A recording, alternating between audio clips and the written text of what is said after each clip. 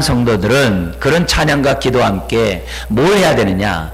내가 어디에서 구원받았는지, 과거에 내가 어떤 상태에서 구원받았는지 과거의 나를 잊지 말라는 거예요. 그래야 우리가 과거로 돌아가지 않을 수 있고, 그래야 우리가 과거에 옛사람과 같이 사는 그런 사람들에 대해서 복음을 전하고 하나님의 사랑을 나타낼 수 있다는 사실을 지금 2장에 들어서 우리들에게 말씀하고 있습니다.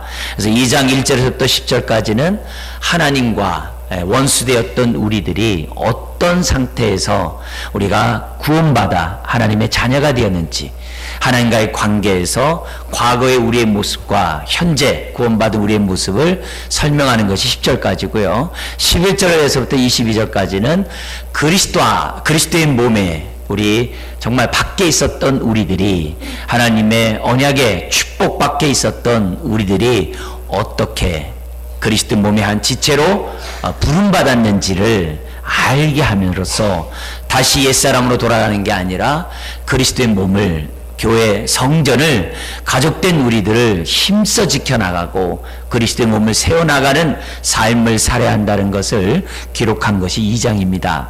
이제 그런 가운데 오늘은 여러분들에게 과거, 내가 구원받기 전에 나의 상태, 어떤 상태에서 구원받았는지 이것을 우리들이 살펴봄으로써 나에게 베푸신 그 은혜, 그리고 나에게 구원을 베푸신 그 능력을 우리들이 잘 알고, 은혜와 능력을 알고 은혜와 능력 가운데 우리 살아가는 오늘 저와 여러분들이 되었으면 좋겠습니다. 그래서 성경은 내가 어떤 상태에서 구원받았는지를 아주 놓치지 않고 아주 끊임없이 기억나게 하는 것이 성경인 것을 우리는 보죠. 그래서 하나님이 이스라엘 백성을 구원하고 이스라엘 백성에게 응답하고 이스라엘 백성이 역사할 때마다 내가 누구냐? 과거 애굽에서 종되었던 너희를 구원한 나 여호와 하나님이니라, 이렇게 선포하시면서 십계명도 주시고, 이렇게 선포하면서 열방 대적들로부터 구원도 주시고 여러 가지 고통에서 그들을 건지셨던 것을 보게 됩니다. 그러므로 오늘 우리 하나님이 우리의 과거를 기억하며, 과거 베푸신 그 은혜를 기억하며 오늘 우리를 살아가도록 한다고 한다면 우리 역시 과거를 잊으면 안 되죠. 왜요? 그래야 나에게 베푸신 그 큰 은혜를 더 잘할 수 있거든요. 그리고 그 은혜 가운데 오늘도 우리가 살아갈 수 있거든요. 그런 의미에서 하나님이 과거를 잊지 말라고 하시니 저와 여러분들이 우리의 과거를 잊지 않고 오늘을 살아가는 것이 무엇보다 중요합니다. 세상에서는 과거를 떨쳐버리고 과거를 잊어버리라고 해요. 근데 잊어진다고 해서 잊어집니까? 그렇지 않아요. 오히려 성경은 은혜 안에서 재해석하라고 그래요. 그런 고통된 삶을 살고, 그런 슬픔의 삶을 살고, 그런 괴로움의 삶을 살았던 너희를 하나님 은혜로 베풀어 주지 않았느냐.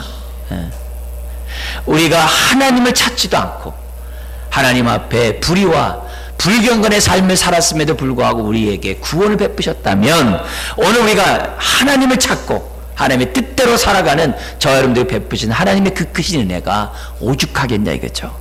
그래서 우리 하나님이 과거를 기억하라는 것은, 어떤 상태에서 구원받은 기억하라는 것은 공치사라고 하는 것이 아니라, 너가 하나님을 찾지 않았을 때도 구원하신 나다, 구원을 베푼 나다, 오늘 네가 하나님 뜻대로 산다고 한다면 얼마나 더 내가 너를 축복하고 인도하겠느냐.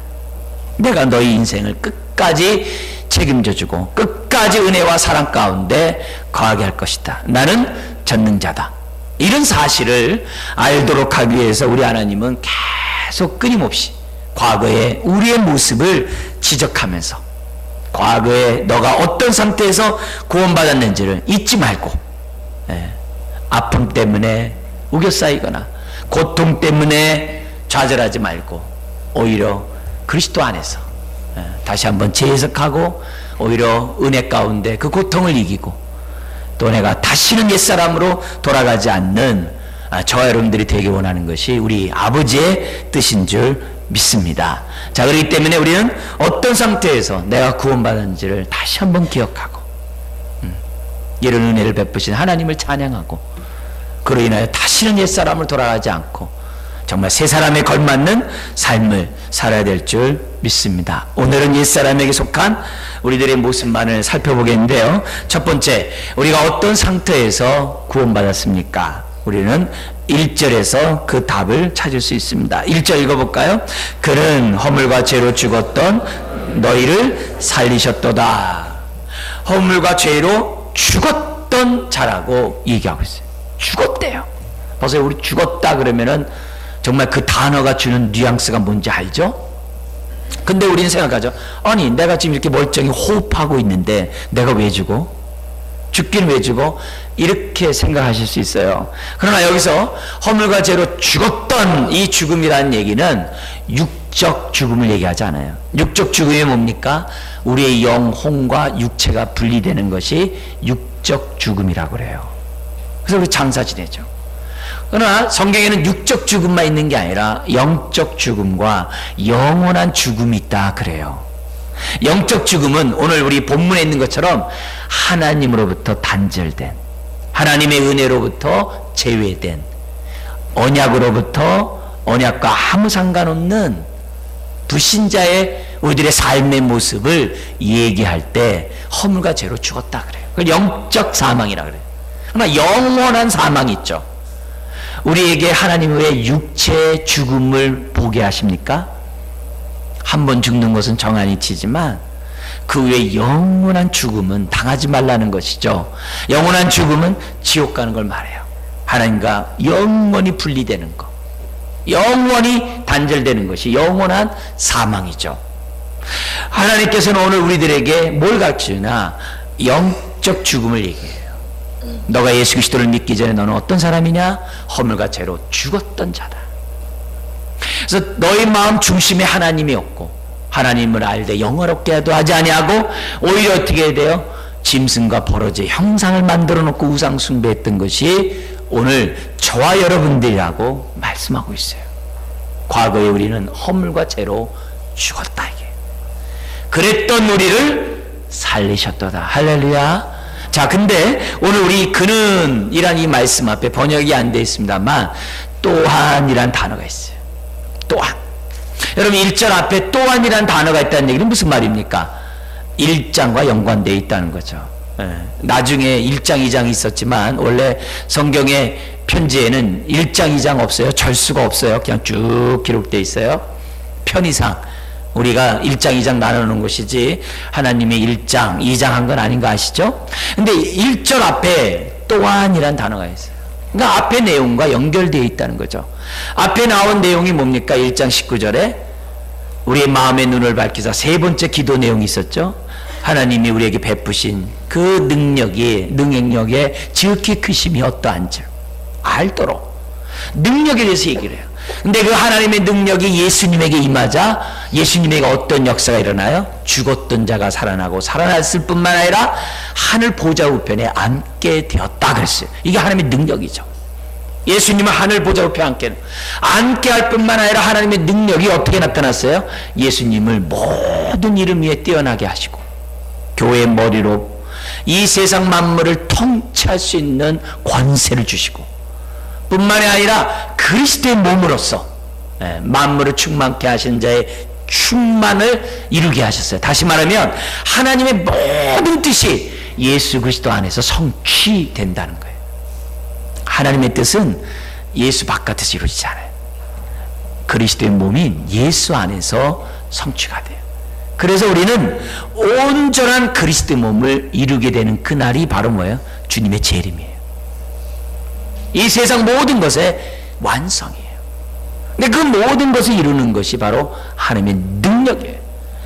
전능하시기 때문에 하나님의 능력은 반드시 이루어지죠. 그래서 계시록은 더 이상 하나님과 우리가 하나 되고 세상은 온데간데 없는 것으로 끝나는 것이 계시록이에요.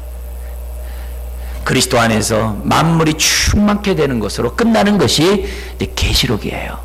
자, 근데 그런 하나님의 능력이 1절에 나온 거죠. 또한 이렇게 나왔어요. 또한 그는 허물과 죄로 죽었던 너희를 살리셨도다. 하나님의 능력이 예수님에게만이 아니라 오늘 저에게 그리고 여러분에게 나타났다라고 바울은 2장에서부터 기록하고 있어요.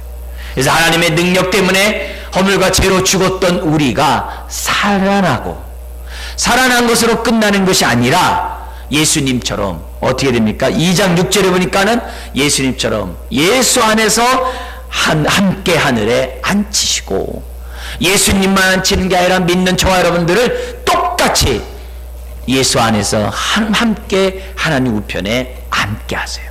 이 능력이죠. 그러니까 우리는 들림받을 수밖에 없고, 우리는 하늘 보좌 우편에 앉을 수밖에 없어요. 왜요?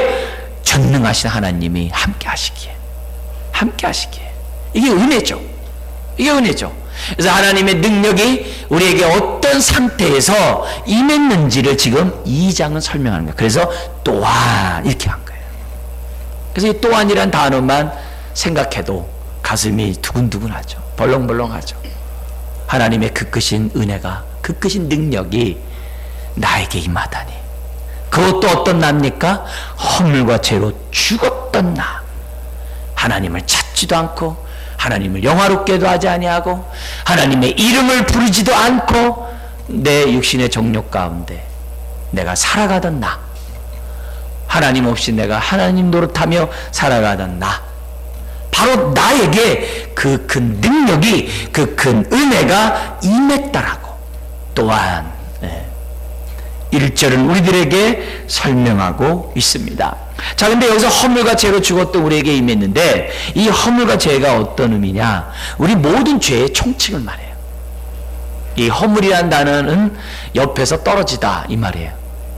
진리 가운데 딱 서야 되는데 그냥 진리 옆으로 떨어지다, 이게 그냥 옆길로 가버린 거예요. 진리에서 떠나버렸다 이 말이에요. 반면에 여기 죄라는 단어는 뭐냐면 목표에 다다르지 못하다 이 뜻이에요. 그러니까 하나님의 선한 뜻에 거기에 맞춰줘야 되는데, 맞춘 인생을 살아야 되는데 자기 멋대로 살았다 이 말이에요. 그러니까 진리에서 떠나거나 진리를 찾지도 않는 그런 삶의 모습이 허물과 죄로 죽었던 우리의, 저와 여러분들의 옛사람이라는 거예요.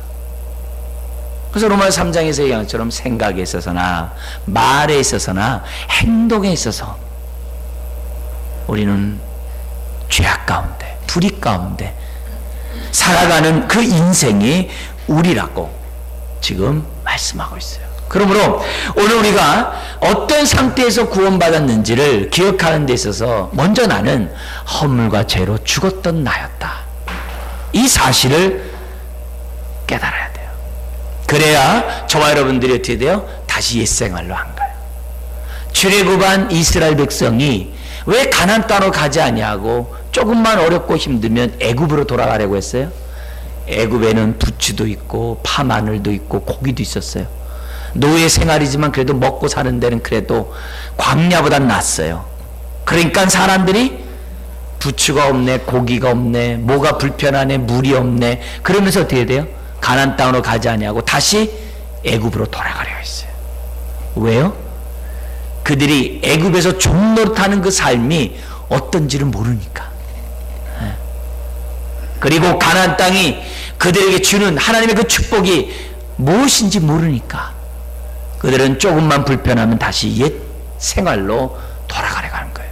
그러니까 영적인 삶보다는 말초 신경적인 육체에 의지하는 삶을 살았다는 것을 애굽으로 돌아가는 것을 통해 표현하고 있는 거예요.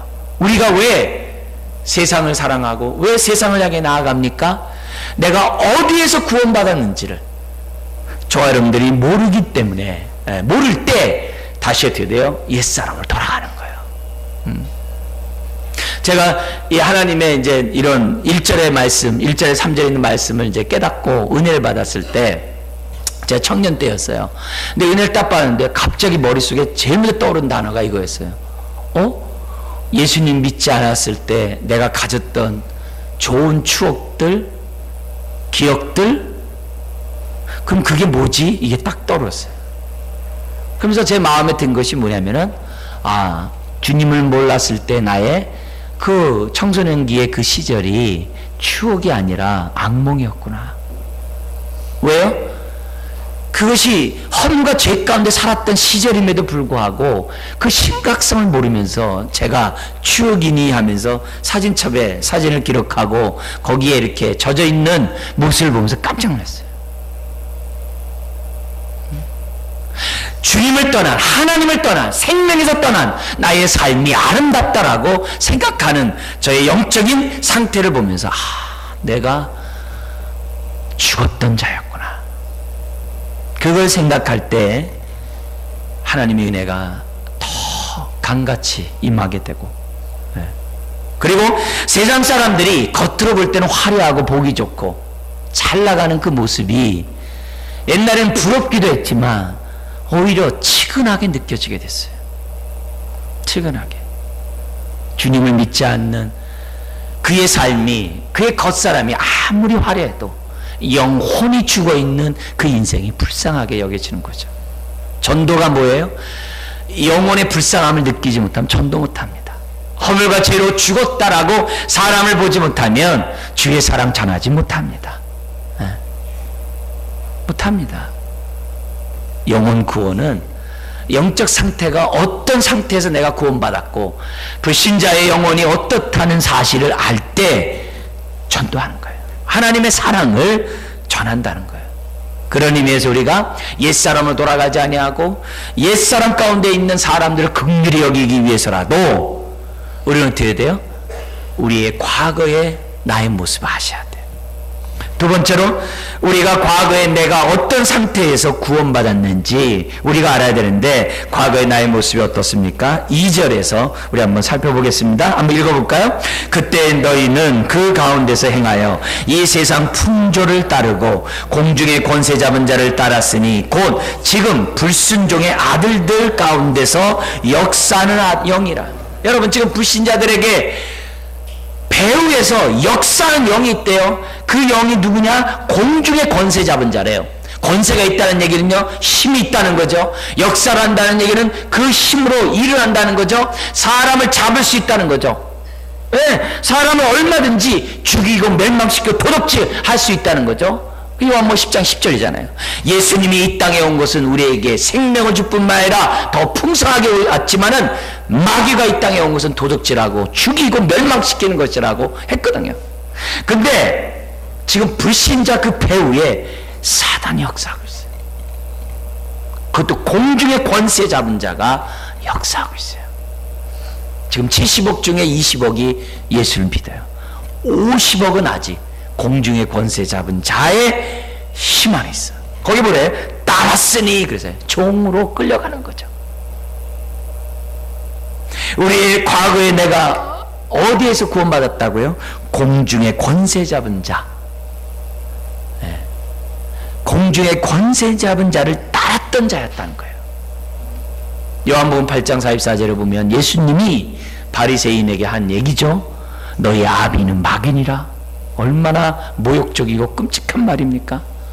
사실 우리가 이 말을 처음 들은 우리 초신자분들은 어화붕방할 거예요. 아니, 내가 예수 믿기 전에 내가 내 마음 뜻대로 살고 내가 계획하고 나름대로 열심히 살고 법 없이 살았던 내 모습이 내가 지금 마귀에게 이끌려서 내가 살았단 말이야? 이게 무슨 얘기야? 에이, 나는 아니겠지? 그렇게 생각할 수 있어요. 또 불신자들이 이 말 제일 듣기 싫어해요. 그러면서 전도할 때 제일 많이 하는 질문이 그거잖아요. 교회 다니면서 나쁜 짓 하는 사람하고 교회 안 다니면서 착한 짓 하는 사람 누가 구원받냐고. 그 얘기 꼭 하잖아요. 많이들 얘기하잖아요. 그런 현실이에요. 그렇게 사는, 법 없이 사는 사람들에게 당신이 지금 공중의 권세 잡은 자, 불신자들의 배후에서 역사하는 그 영을 따르고 있습니다, 이 얘기했을 때 돼요? 다 경악하죠. 기분 나빠하죠. 아마 싸맞아하고 달려들지도 모르죠. 그러나 우리가 어화봉봉하고 우리가 기분 나쁘다 할지라도 진리예요. 2절 말씀은 부인할 수 없는 진리예요. 네? 나는 아무 상관없어. 내가 무슨 귀신을 쫓아? 귀신과 나와 무슨 상관이야? 내가 아무리 부인한다 할지라도 나를 미혹하게 하는 영이, 그것도 공중의 권세 잡은 자가, 내가 어떻게 돼요? 그를 따라다녔던 자가 나라는 거예요. 꼭 점치고 우상숭배 겉으로 하고 막 나쁜 짓 하고 막 그냥 막 범죄자, 그것만이 아니라 예수의 생명 바깥에 있는 모든 자들은 공주의 권세 잡은 자를 따를 수밖에 없다는 거예요. 근데 사탄이 처음부터 나를 따라라, 나를 숭배하라 그렇게 안 해요. 사단도 IQ가 있다고요. 에? 그렇게 하면 사람들이 자기를 숭배하지 않는다는 건 다 알아요. 근데 숭배하지 않는 것처럼 숭배하도록 간접적으로 자기를 따르고 자기 종이 되도록 미혹해요. 머리를 굴려요. 그게 뭐냐? 거기 2절에 나와 있는 것처럼 이 세상 풍조를 따르도록, 이 세상 풍조를 따르도록 이 원수 사탄 마귀가 배후 조정해요. 이 세상 풍조가 얼마나 우리 이 땅에 많습니까? 예. 우리나라만 해도 드디어 제사제도, 세상 풍조죠. 이사나 우리가 어떤 뭘 할 때 날 받는 거, 사주팔자 보는 거, 꼭 윤달이 있어야 이장하는 행동들, 좋은 게 좋은 거다라고 하면서 세상 풍습 가운데 있는 것이 얼마나 많은지 몰라요. 얼마나 많은지 몰라요. 예? 그리고 우리는 자연으로부터 왔으니 자연으로 돌아간다. 그래서 윤회를 얘기하고 진화론을 얘기하고 이런 속에서 이미 뭐예요? 세상 풍조가 다 만연해 있어요. 예, 만연해 있어요. 예. 얼마 전에 본 그 영화 가운데 추방이라는 영화가 있는데 미국에서의 유명한 대학이나 어떤 박물관이나 그런 데서 지적 설교론만 얘기해도 다 추방이 돼요. 하나님이라 얘기 안 했어요. 어떤 지적 설계자가 있어서 이 세상이 창조됐다라고 얘기하는 그 과학자들, 그 교수들, 그 말을 한 사람들이 워싱턴의 그 가장 큰 박물관에 있던 사람도 쫓겨나가고 유명한 대학에서 다 퇴출돼요. 왜요? 그 대학은 자연주의자들, 진화론자들에 의해서 세워졌기 때문에 다 쫓아내요. 이미 세상을 어떻게 돼요? 대학이, 상아탑이라는 대학이 세상 풍조에 있다는 거예요. 그래서 공부를 하면 할수록 하나님과 멀어지게 돼요. 공부를 하면 할수록 세상 풍조를 따르고 있는 것이 이 세상의 학문이에요. 부인하려고 해도 부인할 수가 없어요. 부인할 수가 없어요. 예. 심지어는 지금 신학도, 신학 박사도 지금 뭐예요? 지금 막 40대 지금 박사 받는 사람들의 심각한 문제들이 있어요. 유대인들은 예수 안 믿어도 구원받는다고 가르쳐요. 근데 그렇게 쓰지 않으면 박사학위를 안 줘요. 의인은 없나니 하나도 없다는 이런 로마서의 말씀이 전혀 안 맞아요. 안 맞아요. 예. 이런 세대 속에 우리가 지금 살고 있어요. 그렇다면 오늘 우리들이 정말 세상 풍조를 따를 것이 아니라 하나님의 말씀을 따르는 사람이 돼야 돼. 그러려면 내가 어디에서 구원받은지를 알아야 돼. 사단은 처음부터 우리를, 나를 우상숭배하라고 하지 않아요. 세상 풍조를 탁 줘서 과학이 최고야, 아니야 프랑스처럼 이성이 최고야. 예. 그래서 십자가를 반대로 만들어 놔가지고 그들은 조롱하잖아요. 그죠? 그럼 이런 상황 속에서 우리들이 어떻게 살아야 하는지, 갈라디아서 1장 4절은 이 세상 풍조를 이렇게 얘기했어요. 그리스도께서 하나님 곧 우리 주 우리 아버지의 뜻을 따라 이 악한 세대에서 우리를 건지시려고 우리 죄를 대속하기 위하여 자기 몸을 주셨으니, 왜 하나님이 예수님을 이 땅에 보내 십자가에 죽게 했느냐? 이 악한 세대에서 건지시려고. 여러분, 세상 풍조는 악한 세대예요. 그래서 요한일서 2장 15절을 이하에는 뭐냐면은 세상 것을 사랑하지 말라. 이 세상 것은 육신의 정욕과 안목의 정욕과 이생의 자랑으로부터 왔다 그래요. 예? 육신의 정욕, 모든 게 안목의 정욕. 지금 보세요. 세상에 돌아가는 모든 게 다 안목의 정욕이잖아요. 그리고 이생의 자랑, 자기를 자랑하고 자기 이름을 내고, 짐승도 죽어서 가죽 내는데 우리도 이름 내야 될 거 아니요? 우리는 이름을 내는 게 아니라 믿음의 증거를 내야 될 줄 믿습니다. 예, 하나님이 기뻐하는 삶을 살아야지 이름을 내고 돌배 생기는데 무슨 의미가 있겠어요? 예, 그 모든 것이 그 배후에 공중의 권세 잡은 자에 의해서 따라가서 살고 있다고 한다면 어쩌겠어요. 그러니까 각 가정에 분위기가 있어요. 그 집안에 분위기가 있어요. 사회마다 분위기가 있어요. 근데 그 분위기가 그 세상 풍습을 쫓는 거라고 한다면 우리는 깨어 있어야죠. 그래야 다시는 세상 풍조를 따르지 않게 되겠죠. 그래서 로마서 12장 1, 2절에 너희는 너희 몸을 하나님이 기뻐하는 거룩한 산제사로 드려라. 그래서 뭐라고 그러냐면 너희는 이 세대를 본받지 말고, 딱 그래요. 이 세대를 본받지 말라. 이 세대가 다 뭡니까? 다 성공지상주의고, 다 물질 중심이고, 자기 명예 중심이고, 다 육시적일까 안목이적일까 이세 자랑이죠. 그것을 본받지 말고 하나님의 선하시고 기뻐하시고 온전한 뜻이 무엇인지 분별하라. 분별하라. 그러므로 우리가 내가 예수 믿고 내가 정말 구원받았다라고 하면서 내가 세상 풍조를 쫓았던 나, 그리고 그 배후에 원사탄 마귀가 있다는 사실을 알지 못하면 저와 여러분들 어떻게 돼요? 예수를 믿는 것은 따로, 세상 풍조는 따로 이렇게 삽니다. 그리고 더구나 끔찍한 것은 세상 풍조에 원사탄 마귀가 있는데 전혀 영적 존재에 대해서 생각을 못해요. 에베소 6장 10절에는 영적 전쟁을 하라고 우리에게 명령하고 있는데 원수사탄 마귀와 영적 전쟁을 전혀 하지 않아요. 왜? 모르니까. 지금 이 세상 사람들이 어둠에 정말 권주의 권세 잡은 자의 그 밑에 있는데 전혀 중보기도 안 해요. 왜요? 중보기도 해야 원수사탄 마귀를 무찌르는데 전혀 안 해요. 눈에 보이는 것만 가지고 아웅당하고 아기다툼하고 있으니 사단이 기분 좋죠. 왜요? 자기에게까지 안 오니까. 지들끼리 서로 물고 싸우니까. 그게 아니라 오늘 우리가 하나님 우리에게 주신 그 메시지, 너가 허물과 죄 가운데 정말 살아가는 가운데 너는 세상 풍조를 따랐다. 근데 그 배후에는 공주의 권세 잡은 자가 있다. 우리가 이 사실을 분명히 깨닫지 않는다면 나도 모르는 사이에 세상 풍조를 계속 따라갑니다. 왜? 옛 것은 좋은 거요. 분위기는 따라가야지 하면서 따라갑니다. 그러나 그 배후에 역사하는 영에 대해서는 생각지 않는 것을, 이건 끔찍한 거죠. 적을 모르면 당하죠. 네? 왜 에베소 4장 25절 이하에 우리가 옛사람을 벗어버리고 새사람을 입으라고 하면서 너는 분노를 해지기까지 품지 말라고 왜 그럽니까? 분노를 품으면 뭐라 그래요? 마귀가 틈타니라 그랬거든요. 근데 이걸 모르면 그냥 씩씩거리는 거죠. 그리고 내가 분노하는 것을 합리화하죠. 정당화하죠. 누구 탓이라고.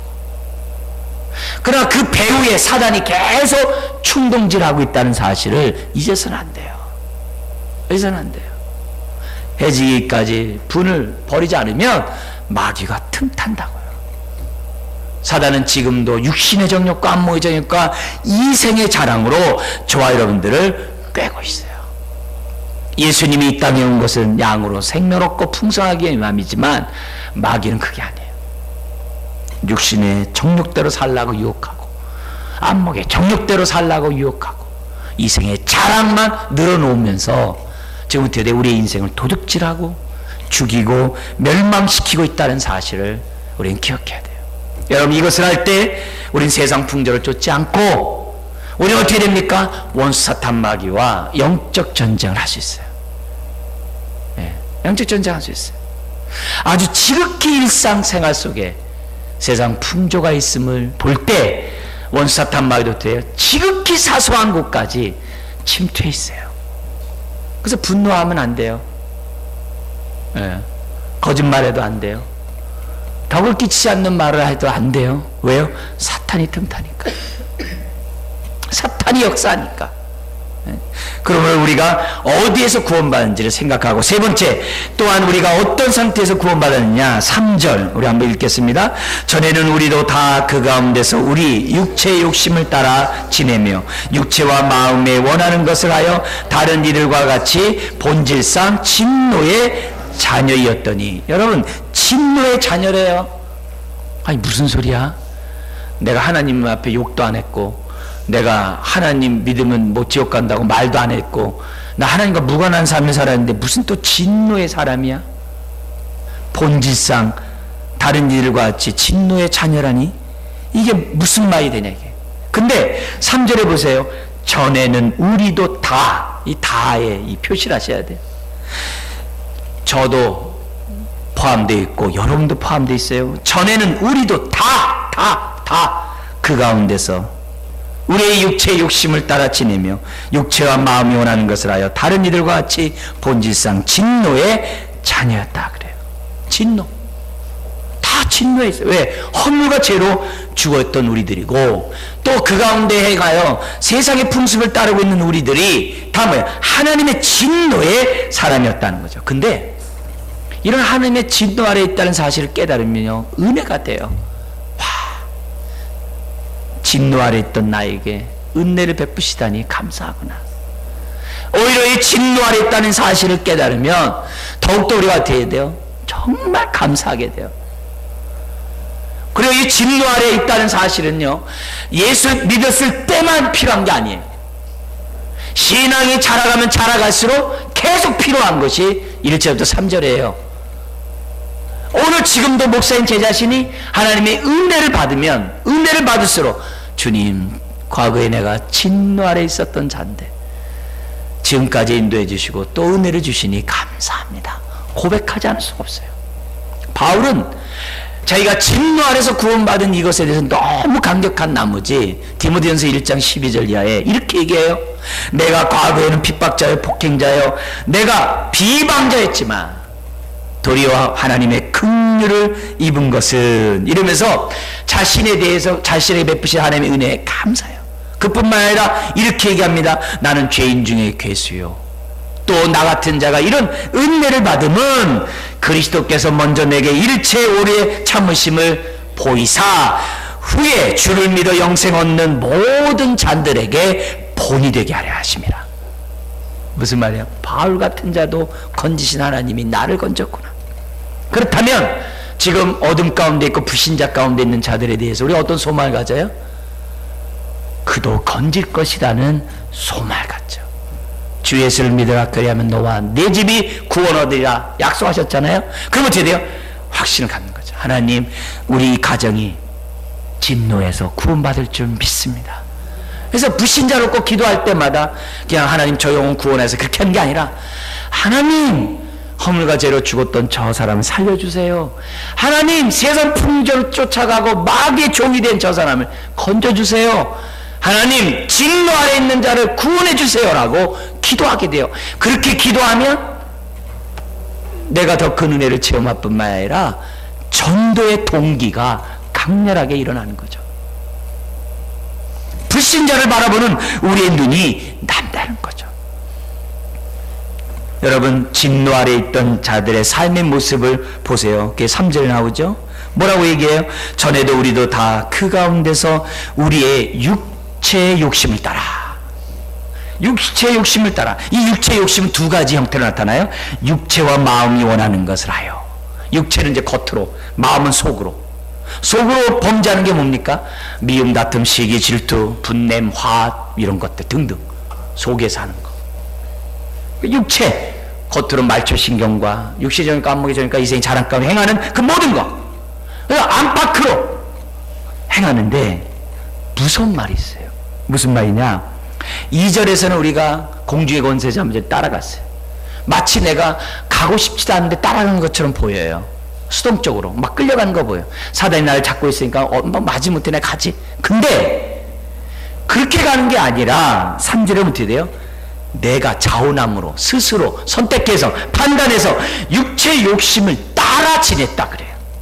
내 자신이 죄를 짓는데 마지못해 짓는 게 아니라 좋아서, 당연해서, 원해서 내가 지냈다는 거예요. 그러니 진노 아래에 있는 삶의 모습을 딱 보니 과거의 내 모습이죠. 그래서 우리는 육체 욕심대로 살았어요. 내가 원하는 대로 살았고, 내가 생각하는 대로 살았고, 내가 판단한 것이 뭐예요? 곧 하나님이었어요. 그래서 내가 옳으면 옳고 틀리면 틀린 거예요. 그래서 내가 하나님 노릇했어요. 내가 재판장이었어요. 왜? 내 육체의 욕심이 그걸 원하는데. 그렇게 과거에 살았는데 이것이 뭐냐? 하나님의 진노 아래 있는 하나의 모습이라는 거예요. 그래서 우리가 예수 믿기 전에 나의 삶의 모습을 보면 다 이렇게 살았어요. 육체와 마음이 원하는 대로 다 살았어요. 내가 모든 판단의 기준이 나예요. 내가 하고 싶은 대로 다 했어요. 내가 원하는 대로 다 했어요. 겉으로 안 했지만 속으로 다 했다고. 그게 우리예요. 내가 하나님 노릇도 했어요. 그죠? 하나님 없이도 나는 살 수 있다라고 착각하면서 살았어요. 이게 내 모습이에요. 근데 이것을 모르면 하나님의 은혜, 사랑을 경험함에도 불구하고 다시 어떻게 돼요? 성령의 소욕대로 사는 게 아니라 육체 소욕대로 사는 거예요. 하나님의 뜻대로 사는 것보다 내 뜻대로 사는 거예요. 하나님 중심으로 사는 게 아니라 내 중심으로 살아요. 하나님 없이 사는 게 아니라 정말 어떻게 하나님 의지하고 사는 게 아니라 하나님 없이 내가 옛날처럼 살아요.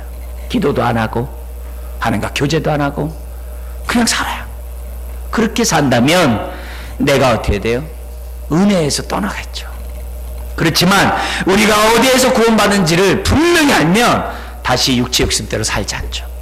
그래서 바울은 날마다 육체 소욕을 십자가에 못 박는다 그래요. 왜요? 육체 소욕과 사는 것이 어떤지 너무나도 잘 알기 때문에. 그래서 그 부분을 십자가에 못 박아버린다라고 바울은 외쳤던 거예요. 사랑하는 성도 여러분, 내가 어디에서 구원받은지를 잊어서는 안 돼요. 오늘 우리는 세 가지를 살펴봤습니다. 나의 과거는 어떻습니까? 허물과 죄로 죽었던 자예요.